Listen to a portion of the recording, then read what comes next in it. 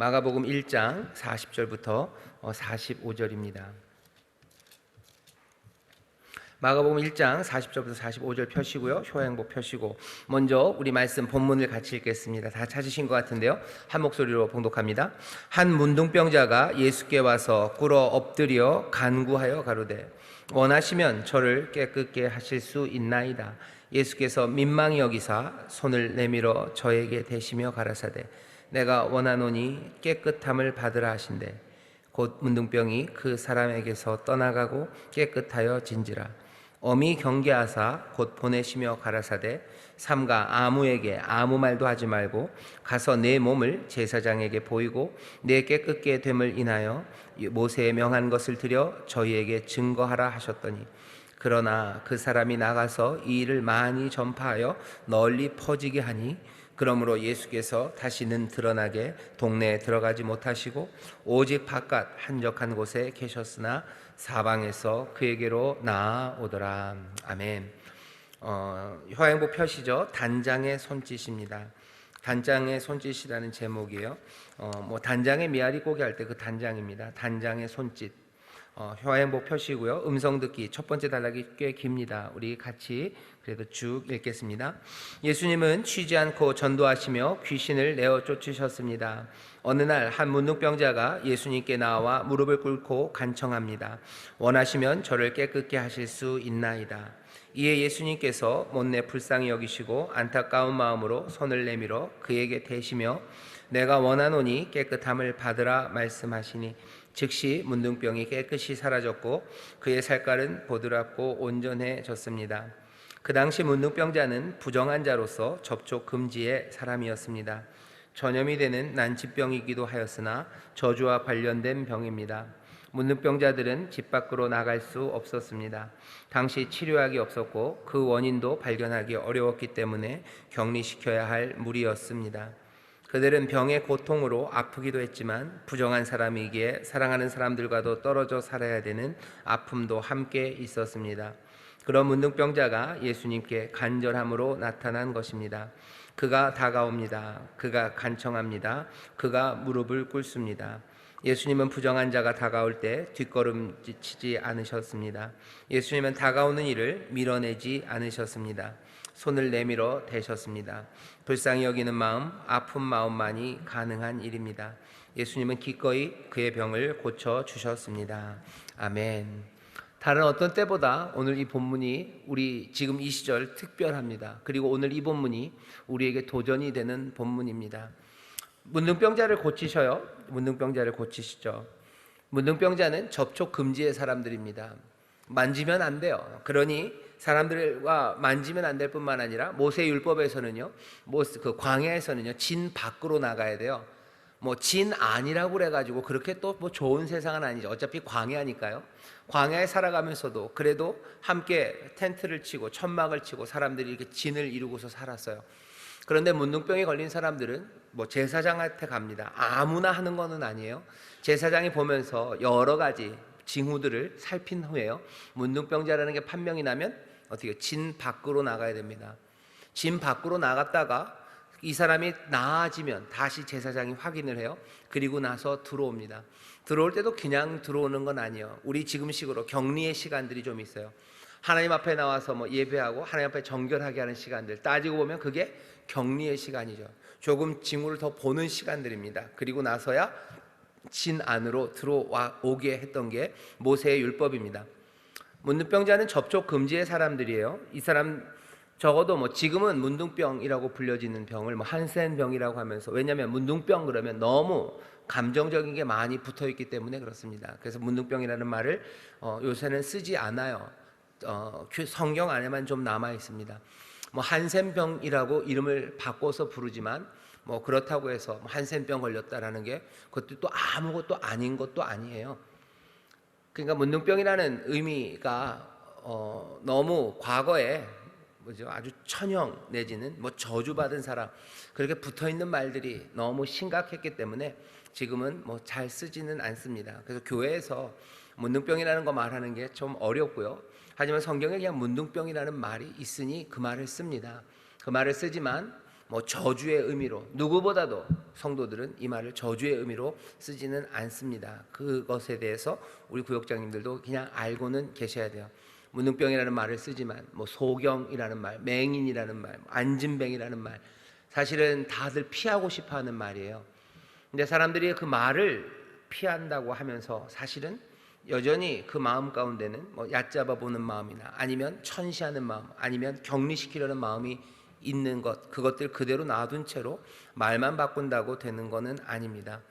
더 중요한 건 우리가 이런 말을 성경에 있기 때문에 성경을 읽을 때나 이럴 때 쓰지만, 예수님이 우리에게 알려주신 대로 이 사람들 향한 저주, 아니면 얕잡아 보는 마음들, 아니면 천하게 여기는 것, 아니면 정말로 아무것도 아닌 저주받은 사람이라는 그런 생각들은 적어도 교회 다니는 사람들 분명히 없어야만 합니다.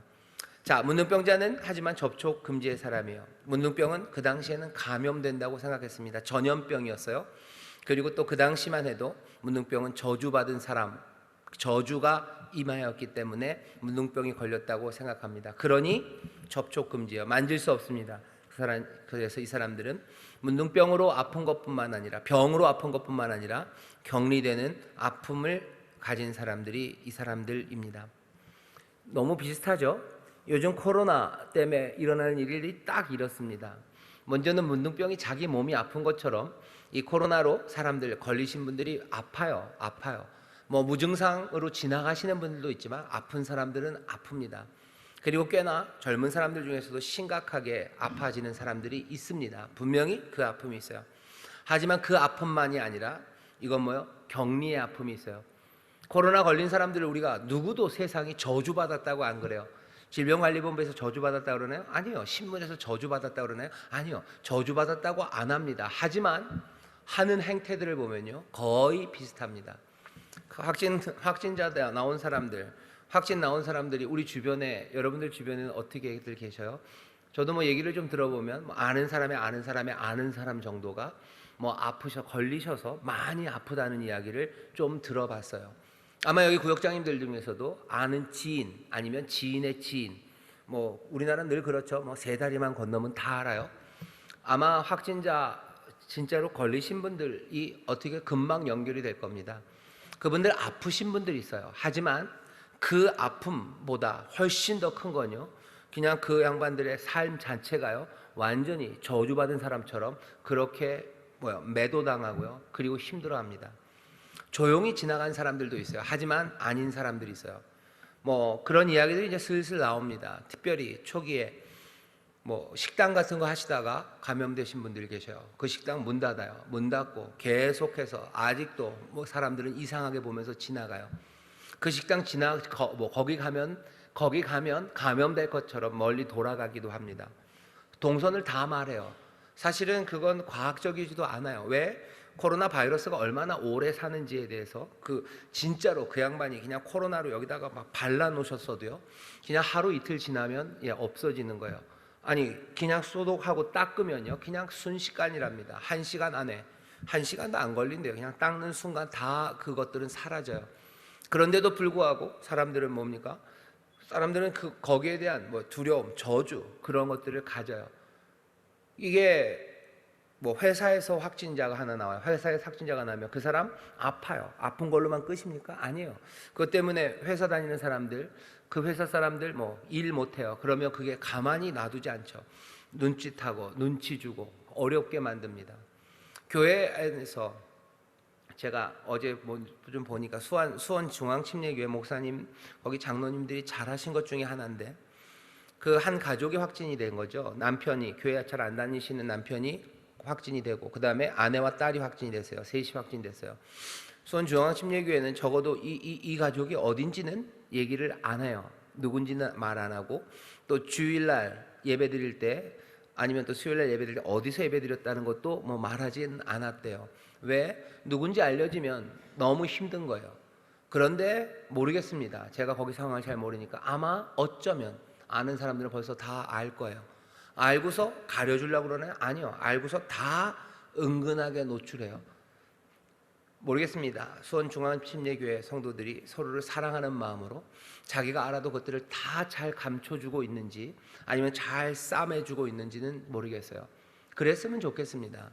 사람들이 지금 문둥병자 감염으로 인해서 자기 그 병으로 몸이 아픈 것뿐만 아니라 저주받은 사람, 그래서 받게 되는 모든 질시와 그리고 격리, 그 아픔이 있는 것처럼 지금도 똑같아요.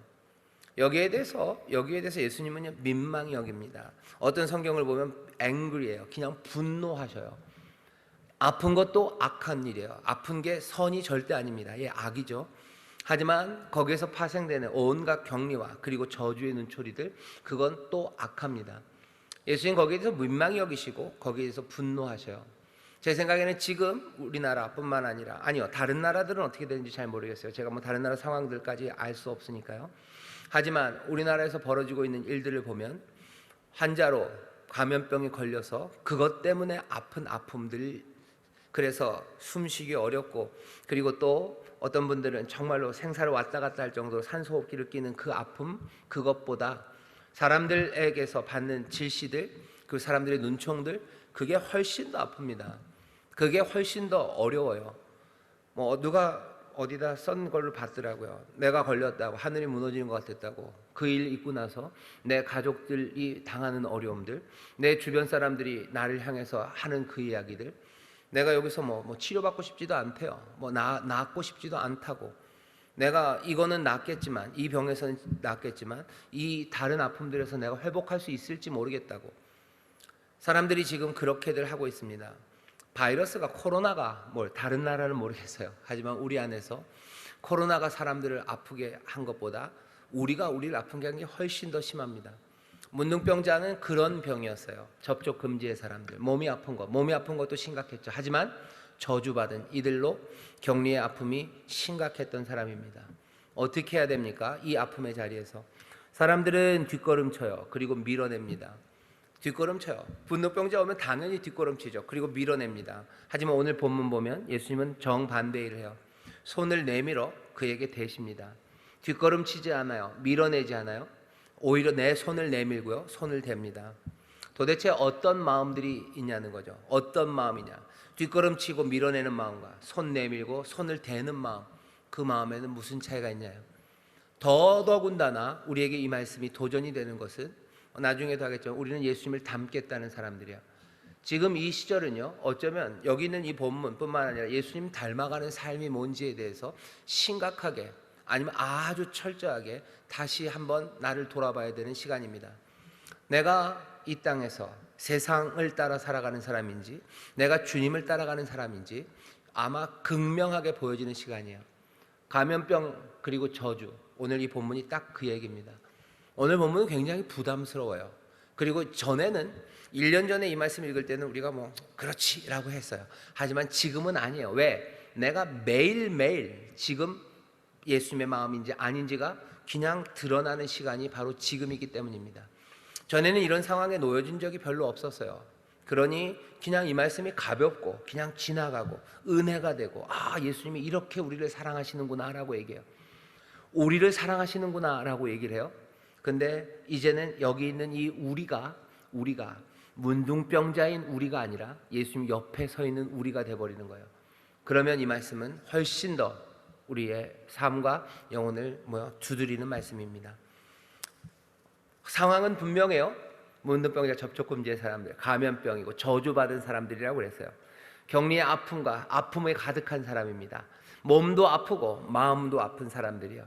이 슬프고 그리고 이 악한 상황에 대해서 예수님이 어떻게 하시냐입니다. 자, 그 다음 단락 같이 읽겠습니다. 시작. 이는 부정한 것을 거룩함이 이기셨다는 역전의 의미가 있습니다. 구약에서는 부정한 것과 거룩한 것이 만나면 거룩한 것도 부정해졌습니다. 깨끗한 바닥에 더러운 오물이 한 방울만 떨어져도 더러운 바닥이 되는 것과 같은 개념이었습니다. 그러나 예수 그리스도의 빛이 우리에게 임하심으로 예수님께서 몸소 거룩함이 더러움을 이기는 역전을 보여주신 것입니다.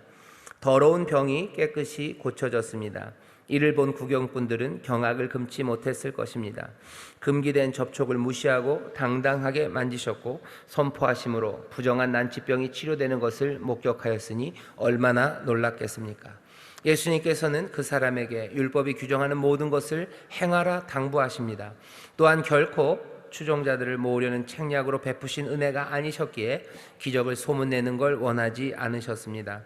그러나 고침받은 문둥병자는 모퉁이를 돌아서자마자 만나는 사람마다 그 일을 이야기하여 온 동네에 소문을 퍼뜨렸고 결국 예수님께서 더 이상 시내 자유로이 들이나들지 못하고 외딴 곳에 머무셔야 했습니다.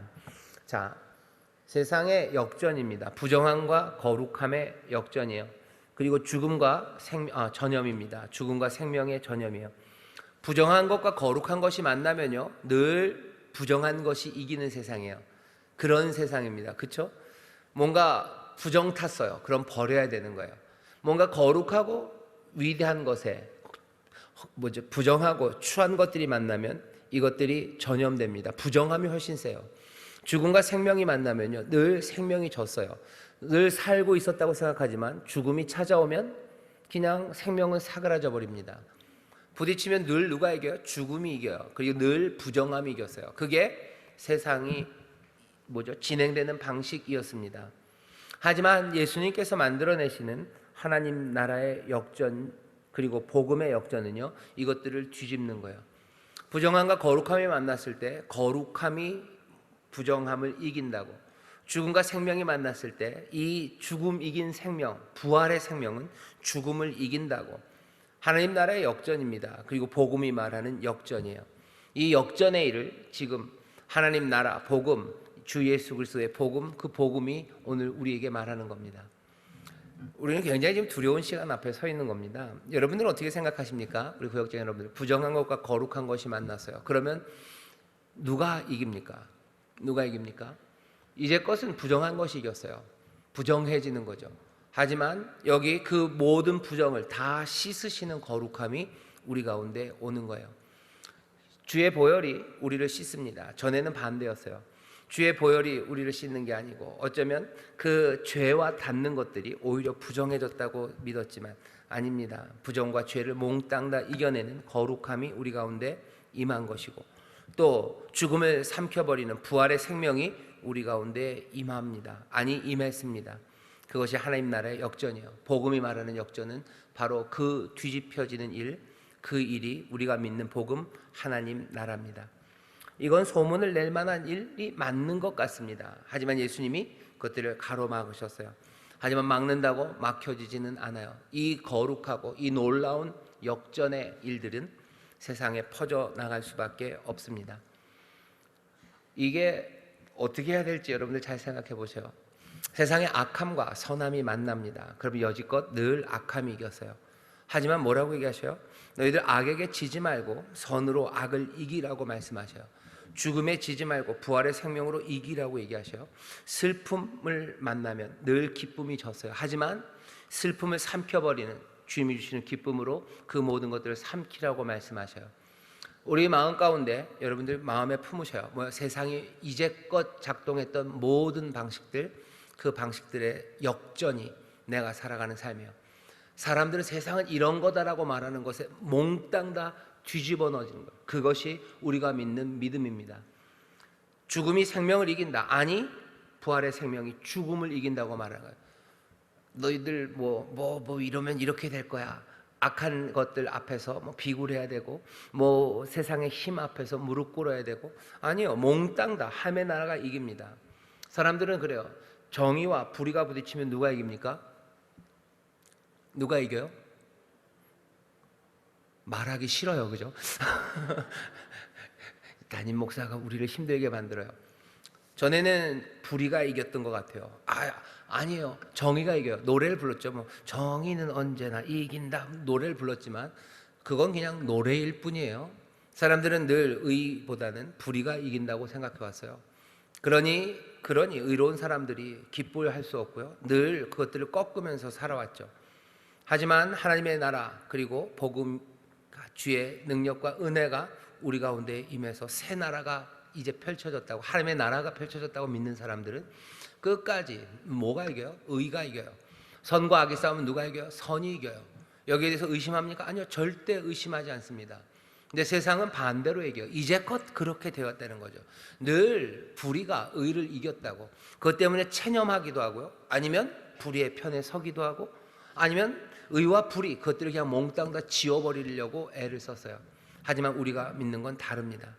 우리는 이 역전을 믿어요. 부정함과 거룩함 그것들은 뒤집어질 거예요. 죽음과 생명 그것들 뒤집어질 겁니다. 우리가 감염병 내지는 인생의 어려움과 어둠이 깊어지는 그때에서도 끝까지 소망하고 의를 말하고 그리고 지치지 않고 기쁨으로 달려나갈 수 있는 것은 우리는 역전된 세상을 믿기 때문이에요. 이 믿음이 없이는 하나님의 나라를 누릴 수 없습니다. 이 믿음을 붙잡기 시작했을 때 하나님의 말씀들 그리고 특별히 복음서에서 신약에서 말했던 모든 약속들 그 말씀들이 이해되기 시작해요. 그리고 그것들이 이거구나라고 그 길이 보이기 시작합니다. 오늘 여기 있는 모든 구역장 여러분들 아니 우리 인천수목회 모든 성도 여러분들이 그랬으면 좋겠어요. 뭐요? 세상을 뒤집으셨어요. 박미경인가요? 완전히 뒤집어 놓으셨다. 예, 그러죠. 다 뒤집어 놓으셨어요. 세상이 말하는 거예요. 고개를 끄덕이지 마셔요. 그런 거다. 그렇지. 아니요. 복음으로 아니라고 얘기해야 되는 거죠. 그러니 늘 예수의 사람들은요. 세상을 향해서 노라고 말합니다. 주 안에서만 예라고 말하는 사람들이에요. 그러니 세상이 미워해요. 그리고 세상이 그래서 감당하지 못하는 사람들입니다. 절대 세상에 순응하지 마셔요. 절대로 세상이 말하는 것에 쉽게 고개 끄덕이지 마셔요. 그냥 그런 거 아니냐고 부드럽게 그냥 뭉치면서 말하는 것에 고개 끄덕이지 마셔요. 거기에 동의하지 마셔요. 절대 동의하면 안 됩니다. 세상이 그런 거 아니냐고. 에이 뭐 그런 거지. 아니요. 그렇지 않다고 얘기해야 돼요. 그렇지 않다고 얘기하면 아마 싸움 날 겁니다. 계속 그렇지 않다고 그러면 싸움 날 거예요. 하지만 그 싸움이 나더라도 우리가 받고 믿고 거하는 그 진리를 포기할 수 없어요. 그냥 이렇게 그냥 대충 해야 되는 거 아닙니까? 악이 그냥 이기니 넘어가야 되는 거 아닙니까? 아니라고. 그것 아니라고. 그렇지 않다고. 하나님이 역전시키셨다고. 의가 이긴다고. 선한 것이 분명히 이긴다고. 끝까지 말하고 끝까지 그 길을 따라가는 사람들이 우리들이에요. 때로는 시험에 넘어질 때도 있습니다. 그러니 하나님 앞에 가슴을 치며 기도할 거예요. 우리가 그것에 속아 넘어갈 때도 있고요. 우리의 연약함 때문에 어쩔 수 없이 무릎을 꿇는 그 아픈 시간들이 우리에게 닥칠 때도 있을 겁니다. 하지만 그 가운데서 다시 일어나서 우리가 걸어가야 되는 그 길로 가는 은혜가 우리 가운데 임해요. 용서하시고 또 힘주셔서 일으켜 세우실 거예요. 가는 방향이 달라지진 않아요. 그 방향으로 우리가 가다가 넘어지기도 하고 또 뭔가 헤매기도 하지만 우리가 가야 되는 그 길이 달라진 건 아닙니다. 해야 되는 말은 늘 우리 가운데 있어요. 그리고 걸어가야 되는 길은 우리 앞에 분명히 있습니다. 의가 이긴다고 끝까지 얘기하셔요. 선이 이긴다고 끝까지 얘기하셔요. 그것이 그 말을 할 수 없을 때 그것은 우리가 애통하고 우리 연약함을 하나님 앞에 구하고 도우심을 구해야 되는 거지 그냥 슥 세상이 말하는 것 그대로 따라갈 일은 아닙니다. 세상의 역전을 우리 가운데 갖다 주셨어요. 모두가 다 물러날 때 앞으로 나가셔요. 모두가 다 밀어낼 때 아니 오히려 손을 내미시는 예수님이셔요. 만지지 말라고 그러죠. 세상은. 아니요. 만져야 된다면 우리는 얼마든지 만집니다.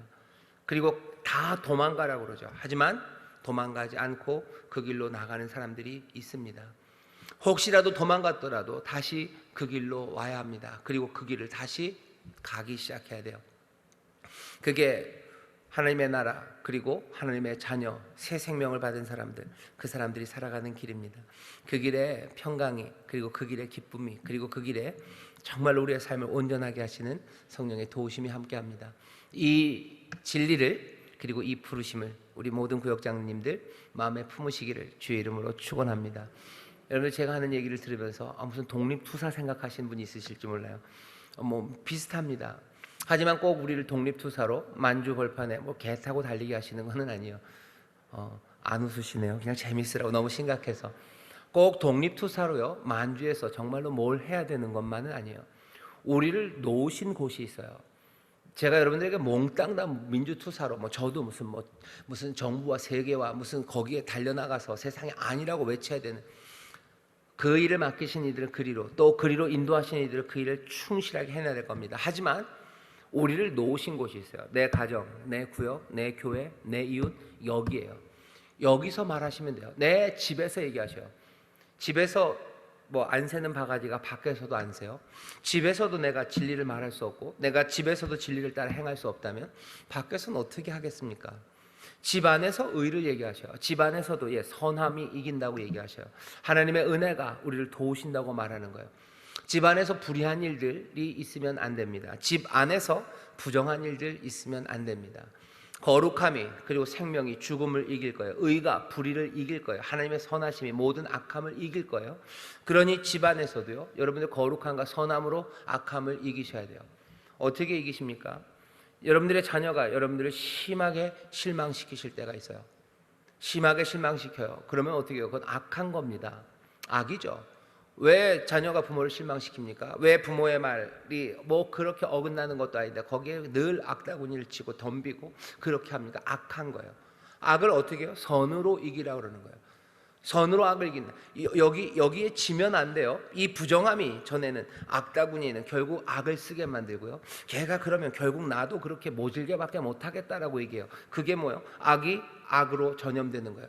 아니 선이 악을 이긴다고 믿는 거예요. 그러니 어떻게 하는 거예요? 용서하는 거예요. 용납하는 거예요. 축복하며 기도하는 거예요. 그리고 끌려갑니까? 아니요. 끌려가지는 않아요. 악에게 지지는 않습니다. 절대 지지는 않아요. 악한 일 하지 않습니다. 그리고 나쁜 거 하나님 보시기에 좋지 않은 일들 절대로 하지 않아요. 악에게 지지 않아요. 선으로 이기기 위해서 선한 길 가고 선한 말하고 축복하며 기도하고 용서하고 그러다가 속병이 나서 죽을지도 몰라요 라고 얘기하실 거예요. 그때가 깨어진 마음으로 하나님 앞에 은혜를 구할 때입니다. 찢긴 몸 그리고 흘리는 피 또 그렇게 따라가는 십자가 그 가운데 하시는 하나님의 구원의 역사 이 모든 것들에 대해서 이미 우리에게 보이시고 말씀하셔서요. 나를 두신 그곳에서 나는 선으로 악을 이기면서 거룩함으로 부정함을 덮어가면서 생명으로 그 죽음 그것들을 몽땅 다 삼켜가면서 나가는 일을 합니다. 가정에서 구역에서요. 구역에서 교회에서도입니다. 교회 안에 악이 하나도 없어야 되지만 교회 안에도 악한 일들이 있습니다. 연약하고 부족하기 때문이요. 장성한 분량까지 자라가야 되지만 부족하고 악한 일들이 일어나요. 구역 안에도 일어납니다. 그러면 어떻게 해요? 그 악을 악으로 갚아요? 제가 나를 살짝 속였으니 나도 너를 속여주마요. 네가 나를 모지게 했으니 나도 너에게 모질게 해주마. 네가 나를 밟았으니 나도 너를 밟아주마. 네가 나를 상처 줬으니 너도 한번 당해봐라. 이게 뭡니까? 부정이 부정, 악이 악으로 전염되어 가는 거예요. 아니, 네가 나에게 악을 행하고 나를 속였지만 내가 너에게 해야 될 일은 부정함을 덮는 거룩함, 악을 덮는 선함, 죽음을 삼키는 생명, 그 일들이 교회에서 내가 있는 그곳에서 하나씩 하나씩 이루어내는 겁니다. 뒤로 물러나지 않아요. 도망가지 않아요. 피하지 않아요. 하나님 나라를 살아가는 사람들답게 앞으로 나가서 선으로 악을 이기는 것, 그 일이 주님이 우리에게 보이신 일이고 또 그것이 지금도 우리가 해야 될 일입니다. 그 다음 단락을 같이 읽어보시죠. 도대체 어떤 마음이 이 일을 하셨나. 마가복음서부터 시작. 마가복음 1장 40에서 41절을 보면 예수님은 성큼성큼 다가오며 무릎을 꿇고 간청하는 문둥병자를 바라보셨을 때 민망히 여기셨습니다. 마가는 원어 스팽클리니스테이스로 표현했습니다. 원형은 스플랑크논인데 슬픔으로 창자가 끊어진다, 애끓는다는 의미입니다. 단장의 슬픔, 단장의 아픔을 느끼신 것입니다. 내 형제도 아닌 난생 처음 보는 사람입니다. 온전한 자도 아닌 부정한 전염병을 앓고 있는 사람이었습니다. 그러나 예수님은 이런 사람도 단장의 아픔으로 같이 아파하시는 분이십니다. 마음이 너무 아프면 화가 나죠. 몇몇 사본들에 보면 예수님께서 분노에 가득 찬 몸짓을 하셨다고 표현되었다 합니다. 문둥병자에게 화가 난 것이 아닌 인간의 본성을 망가뜨리는 악에 대한 분노였을 것입니다. 하나님이 우리를 사랑하셔요. 사랑하시는데 우리를 어떻게 사랑하셔요? 애끓게 사랑하십니다. 숨쉬기가 어렵다고 이사야서에서는 뭐 감히 그렇게 얘기해요. 숨쉬기 어렵다고. 숨을 참을 만큼 가슴 아프다고. 너희들을 바라보는 내가 그렇게 아프다고 말씀하셔요. 민망히 여기시며 창자가 끊어지는 이란 뜻이에요. 단장의 슬픔입니다. 이게 예수님의 마음이에요. 처음 보는 사람입니다. 하지만 이 사람은 문둥병자예요. 세상의 모든 악이 거기에 있어요. 질병이라는 것 악입니다. 또 사람들에게서 따돌림 당하고요. 인생이 피폐되고 그리고 외롭고 슬프고 버림받은 거 그것 악이에요. 그 모든 악한 것들을 보면서요. 마음이 아프셔요. 너무 마음이 아프셔요. 그러니 화가 나는 겁니다. 악에 대한 분노입니다. 인생을 아프게 하는 악에 대한 분노가 예수님의 마음에 있어요. 세상을 악을 보시며 애통하시고 가슴 아파하시는 예수님이 계십니다. 악에 대해서 당연히 분노합니다. 하지만 그 분노는 왜 그래요? 그 악이 슬픔과 그리고 절망과 그리고 죽음으로 밀어내고 있는 그 인생들을 향한 아픔 때문이에요. 그러니 악에 화가 나는 겁니다. 너무 마음이 아파서 단장의 아픔으로 예수님은 문둥병자를 대하셔요. 그러니 손 내밀 수 있는 겁니다. 그러니 앞으로 가는 거예요. 마음이 아파야 갑니다. 마음이 아프지 않으면 이 위험한 자리로 갈 수 없습니다. 그 마음이 우리 가운데 있는지가 중요해요. 왜 예수님처럼 못 삽니까? 왜 예수님처럼 안 됩니까? 악이 인생을 깨뜨리고 있다는, 인생을 망치고 있다는 그 슬픔이 우리 가운데 있어야 돼요. 우리를 아프게 하는 남편들에 대한 미움이 아니라 그렇게 우리를 아프게 하는 그이가 지금 그 악함 가운데 망가져가는 것, 그리고 인간의 본성에서 멀어져 가는 것, 거기에 대한 슬픔과 거기에 대한 분노가 있어야 됩니다. 그래야 손 내밀 수 있어요. 그래야 선으로 악을 이깁니다. 미움이 이기는 것 아니고 긍휼히 여김이, 은혜가 이기는 거예요. 이건 정말 어렵습니다. 왜? 나에게 힘들게 하고 나에게 악으로 대하는 남편을 사랑하는 것, 그것만 어려운 게 아니에요. 그냥 남편을 사랑하는 것도 어려워요. 그러니 언제 우리가 그렇게 악을 선으로 대하면서까지 이기겠습니까? 너무 갈 길이 멀어요. 해야 되는 일은 그래도 그 길로 가야 합니다. 예수님을 닮아가는 거예요. 우리는 사랑도 없고요, 사랑도 부족하고요, 그리고 또 게다가 악을 행하는 사람까지 사랑하는 그 사랑에선 너무 멉니다. 너무 멀어요. 그러니 우리에게 필요한 것은 어쩌면 우리가 상상도 할 수 없고 그리고 꿈도 꿀 수 없었던 그 은혜 앞에, 그리고 그 사랑으로 충만하고 거기에 젖어 들어가는 거예요. 상상할 수 없을 정도로 우리의 삶이 변하는 겁니다. 상상할 수 없을 정도의 사람이 되는 거예요. 우리가 상상할 수 있는 사람이 된다면 그 은혜 없이도 그리로 갈 겁니다. 하지만 우리가 갈 수 없는 길로 우리를 부르시는 거예요. 우리가 꿈꾸지 못하는, 우리를 그렇게 도우실 수 없을 거라고 생각하는 곳으로 우리에게 은혜와 사랑을 부으셔서요, 그런 사람을 만드시는 거예요. 우리를 부르신 사람이 누군가, 나는 어떻게 될까에 대해서 여러분들 궁금하시면 누구 보시면 돼요? 예수님 보셔요. 감히 내가, 그리고 저와 여러분이 예수님과 비교할 수가 없죠. 하지만 예수님은 나처럼 되라고, 이리로 오라고 우리를 부르셔요. 우리가 꿈꿀 수 있는 게 아닙니다. 이건 초청이에요. 그리고 초대예요. 이건 감히 제한할 수 없습니다. 주님이 우리를 부르셨기에 꿈꿀 수 있는 꿈이에요.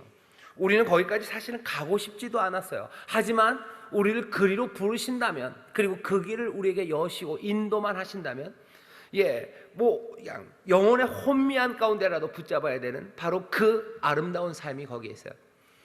이 예수 그리스도가 정말로 아름다운 삶이고 내가 따라가야 되는 삶이라고 생각하는 그 깨달음, 그 눈을 여시는 것, 그 은혜로 부르시는 것은 이건 사람이 촉발할 수 있는 게 아닙니다.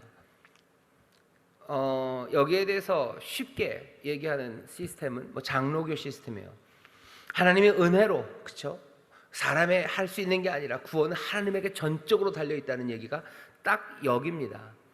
이 부분에 대해서는요, 다른 방식으로 설명할 수가 없어요. 우리가 감리교나 아니면 알미니안이나 아니면 우리 기하성, 순복음 쪽 사람들은요, 우리가 믿음으로 간다고 얘기해요. 하지만 우리도 고백할 수밖에 없는 건요, 우리가 그 믿음으로 가기 시작하는 바로 거기에 어쩌면 논리적으로 설명한다 보면 그것 먼저 있어야 되는 것, 그 은혜는요, 전적으로 우리의 손 바깥에 있습니다. 우리는 근데 그렇게 얘기하죠. 이것들을, 이 은혜를 하나님이 누구에게는 주고 누구에게는 안 줬다고 얘기하는 걸 우리는 조금 위험하게 생각해요. 적어도 하나님께서 이 모든 은혜 안으로 우리를 부르신다고, 그리스도께서 십자가에서 돌아가시며 그 보혈을 흘리셨을 때 하나님께서 그 보혈을 그 은혜로 흘리신 그 보혈을 헛되이 흘리지 않게 하셨기에 모든 이들에게 이 촉발의 은혜를 주신다고 우리는 믿는 거고요. 장로교 쪽에서는 이걸 조금 좁힙니다. 그래서 무슨 제한적인 리미티드 어톤먼트 그래요. 보혈, 구속의 역사가 제한적이라는 거죠. 모두에게는 아니라고 얘기하지만 우리는 그렇게 얘기하지는 않아요.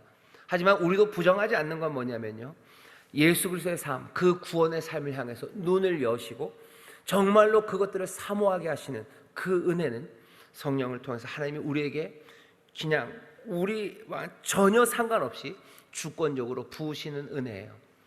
그 은혜를 우리가 압니다. 그리고 그 은혜에 우리는 눈뜬 사람들이에요. 그 은혜를 영접한 사람이에요. 그러니 우리는 예수 그리스도를 닮기를 사모합니다. 오늘 여기 있는 저나 우리 구역장님들, 어쩌면 제일 중요한 부분은 이거예요. 사람들은 예수님을 닮아가는 거에 대해서 별로 관심이 없어요. 예수 그리스도의 삶의 아름다움과 그 충만함에 대한 사모함이 없어요.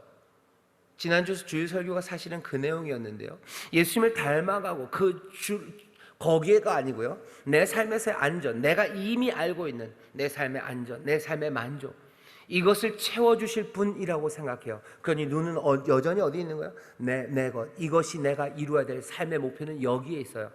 이 목적을 이 그리스도가 도우실 거라고 생각해요. 아니요, 우리의 삶의 목적은, 내가 그래서 바라보는 목적은 그거죠. 내 데스티네이션, 내 운명이에요. 그리고 내가 바라보는 거예요.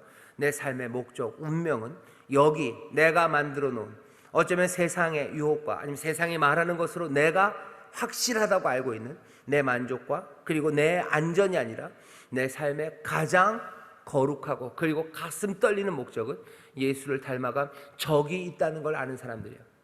그러니 더 이상 내 만족과 안전은 보이지 않아요. 그 아름다움을 보는 거예요. 그 사랑, 그 충만함, 바울이 얘기한 것처럼 예수 그리스도 안에서의 그 사랑의 깊이와 넓이와 그 높이와 그 아름다움을 너희가 보기를 바란다고. 그거 보기 시작할 때 삶의 방향이 달라져요. 제가 여기서 뭔가를 아는 사람처럼 이렇게 뭘 간절하게 여러분들에게 그 길로 인도할 것처럼 얘기하지만, 저도 사실은 이것에 대해서 충만하게 정말로 내 만족과 내 안전 말고 이것들을 아니고 온전히 그 아름다움에 완전히 폭 빠져서 그렇게 살아가지는 못합니다.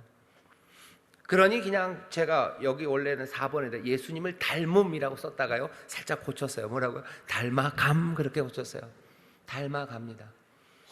여전히 내 안전과 내 만족이 중요해 보여요. 하지만 우리를 부르신 부르심은요, 우리에게 보이신 진리는 예수 그리스도를 바라보고 거기에 닮아가는 것, 그것이 가장 행복하고 그것이 지복이죠. 가장 좋은, 정말로 복된 삶이 여기에 있다고 믿는 사람들이에요. 내가 예수님 닮아가는 것, 그게 가장 행복한 사람, 그것이 가장 아름답고 가장 가슴 벅찬 사람들, 그 사람들로 우리를 부르신 것이 하나님 온 세상을 만드시고 인생을 사랑하시사 그 코에 생기를 불어넣으신, 그래서 생명으로 살아 이곳에 이르게 하시려는 하나님의 거룩한 뜻입니다.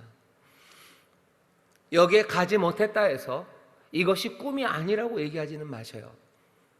하나님이 기대하시는 바가 그게 아니라 딴 거라고 얘기하지는 마셔요. 그건 제가 분명히 말씀드릴 수 있습니다.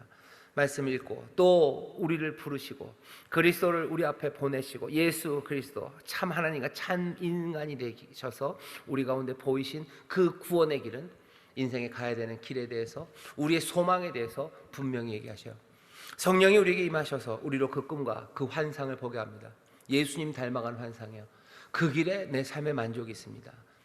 내 만족과 내 안전을 위해서 내가 수고하는 것 아니고 내가 주님 닮아가는 거기에 정말로 참된 기쁨과 평강과 그리고 놀라운 기적과 아버지의 선물과 풍성함과 그리고 샬롬과 하모니와 우리가 알고 있는 모든 복된 것들이 여기에 있음을 우리는 다시 한번 확인해야 돼요.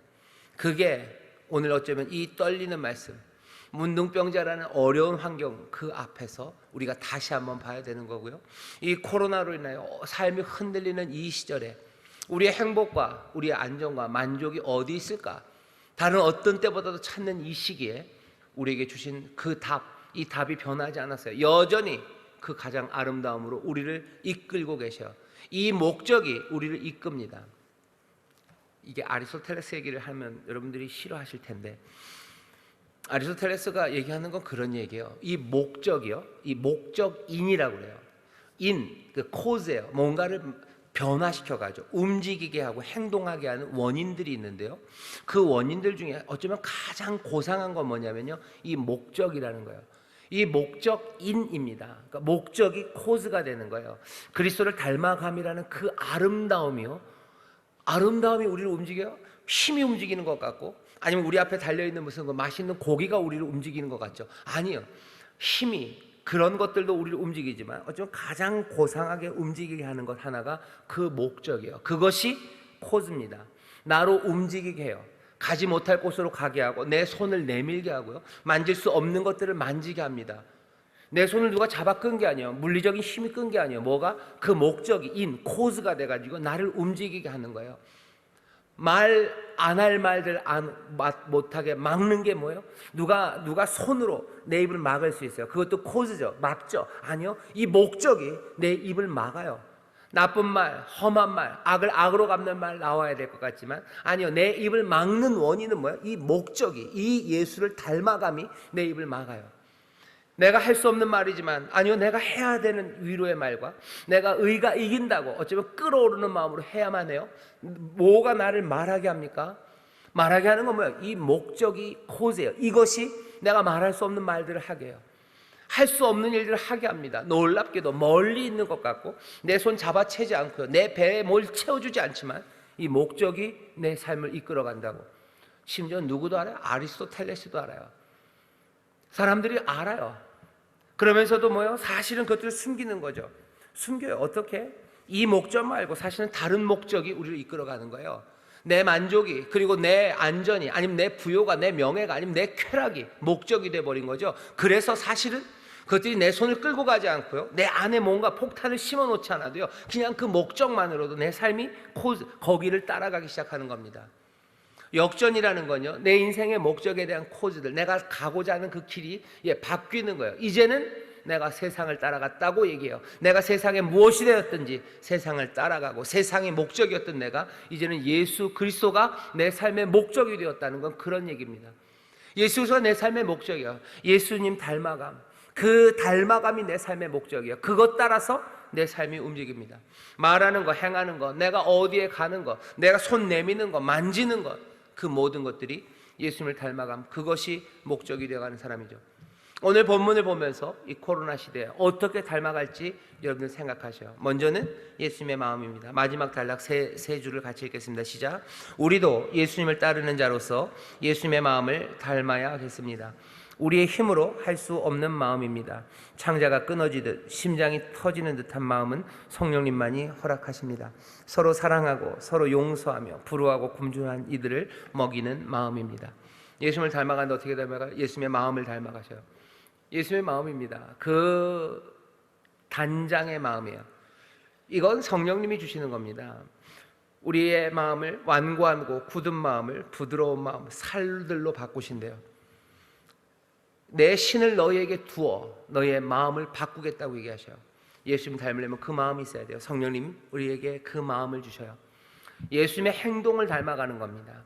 그 마음이, 그 단장의 마음이 어떻게 행동하셨는지, 물러나지 않고 앞으로 다가가시죠. 밀어내지 않고 손 내미시죠. 이 예수님의 행동을 닮아가요. 또 우리가 기도해야 될 건, 어쩌면 순복음 사람들이 제일 잘하는 겁니다. 예수님의 능력, 그 능력을 닮아가요. 어떻게 그 능력을 우리가 얻습니까? 성령 하나님, 예수의 영이 우리 가운데 예수님의 능력을 부으셔요. 그 믿음을, 그리고 그 지혜를, 그리고 그 친유와 능력 행하는 모든 은사들을 우리 가운데 채우셔요. 그러니 결국은 예수를 닮아가는 우리의 그 삶은 누구와 함께? 보혜사 성령님과 함께 걸어가는 삶이에요. 마음을 바꾸시고 또한 우리에게 능력을 주시고 또 책망하심으로 또 지혜의 영으로 오셔서 마땅히 행할 바를 말씀 가운데, 그리고 삶의 여러 가지 지표를 통해서 우리로 행하게 하시는 성령의 도우심이 우리와 함께합니다. 코로나 시절 감염, 그리고 바이러스가 세상에 가득한 세상에서 우리는 어떻게 예수님을 닮아갈 겁니까? 여러분 삶에 적용을 해보세요. 모든 것들, 모든 답을 오늘 하루, 이번 한 주간에 몽땅 다 알기는 어렵습니다. 하지만 우리가 몇 가지 생각할 수 있는 게 있어요. 먼저는 1번, 몇 번을 말씀드렸지만 적어도 예수의 사람들, 확진된 사람들 절대 욕하지 마셔요.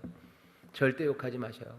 욕하는 사람들에게 여러분들 얘기하셔요. 욕하는 거 아니라고, 아픈 사람들이라고 얘기해 주셔요. 아픈 사람들이라고 얘기해 주셔요. 그 사람들 위해서 여러분들 기도해 주셔요. 그리고 그 사람들의 질병 때문에만 아니라 우리는 욕하지 않고 비난하지 않지만 그 주변에서, 그렇죠? 고립시키고 그리고 도외시하고 사람들 비난하는 그 모든 아픔들에 대해서 여러분들 단장의 아픔과 어쩌면 분노의 마음으로 여러분들 그들을 위해서 기도해 주셔요. 그게 우리가 해야 될 일입니다. 그 마음을 가지고 예수님의 행동들, 다가가는 이야기들이에요. 다가가고 그리고 손 내미는 일들, 그 일들 어떻게 해야 될지 생각하셔요. 우리 주변에 아픈 사람들이 있으면, 할 수만 있으면 내가 갈 수 있는 가장 가까운 거리로 갈 수 있는 게 뭔지 생각해 주셔요. 전화하시고, 아니 더 가까이 갈 수 있으면 뭐 요즘 보니까 그렇게들 하시던데요. 뭐 문고리에다가라도 뭐라도 거시고, 정말로 어렵다면 내가 거기 가서 문고리에 뭐라도 걸어놓고, 아니면 뭐라도 편지라도 쓰시고, 정말로 할 수 있다면 손 깨끗하게 씻으시고 가서 뭐죠? 손잡기 어려우시면 어깨에라도 손 얹고, 아니 사실은 손이 더 편합니다. 손잡고 기도하시고 뭐 하면 돼요? 소독 막 뿌려서 또 닦으시고, 그리고 오셔요. 외로운 사람들 많죠. 특별히 노인분들 더 외로우셔요. 더 배고프셔요. 감염병이 어려운 시절입니다. 그러니 안 가죠. 어렵습니까? 어려운 대로 내가 더 가까이 갈 수 있는 가장 지근의 거리까지 가는 거죠. 내가 만들 수 있는 것 따뜻하게 만들어서 찾아가시고, 함께 밥 먹는 게 어렵다면 드실 수 있도록 뭐라도 한 그릇이라도 드리셔요. 예수님의 행동을 닮아갑니다. 예수님의 능력이에요. 기도하셔요. 나에게 능력 주시기를 기도하셔요.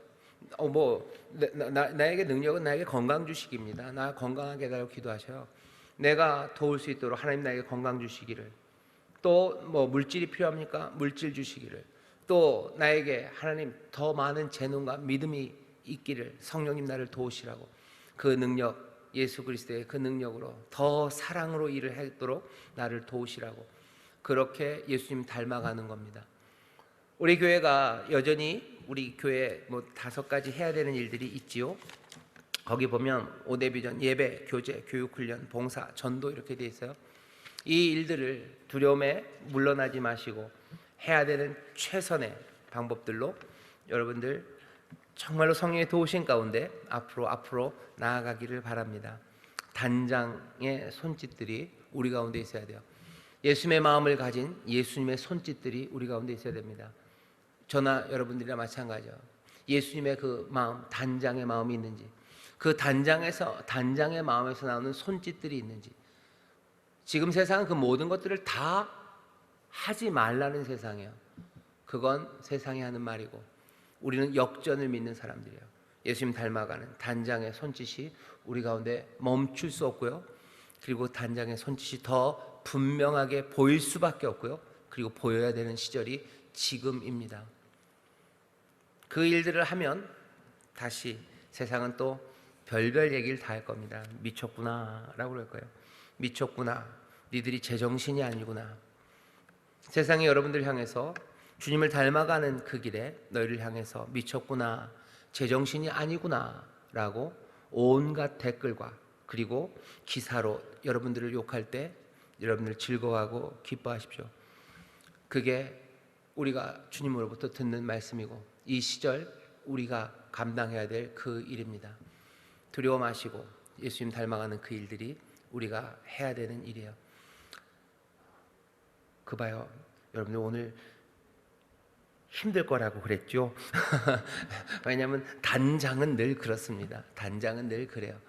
다시 한번 우리 사랑하는 구역장 여러분들, 예수님 닮아감이라는 그 꿈이 정말로 세상의 가장 아름다운 꿈으로, 우리의 비전으로 그렇게 보여지는 은혜를 우리 구역자님들에게, 우리 모든 성도들에게 우리 주님께서 부어주시기를 바라고, 또 그렇게 채우실 줄 믿습니다. 기도하겠습니다. 하나님 감사합니다. 우리 구역장들 사랑하심으로 부르셨고, 또 이들을 위하여 우리 주님 모든 것들을 내어주시며 우리에게 가장 좋은 것을 주시려 성령님 또한 우리 가운데 임하신 줄 믿습니다. 가장 좋은 선물 우리가 받아서 가장 좋은 것을 이루며 나아갑니다. 성령님, 우리 사랑하는 구역장들, 우리 모든 성도들, 우리 구역원들 붙잡으시사 예수님을 닮아가는 그 마음과 그 손짓과 그 능력을 닮아가기 원하오니 성령님 우리를 도와주시옵소서. 감사드리며 예수님 이름으로 기도합나이다. 아멘.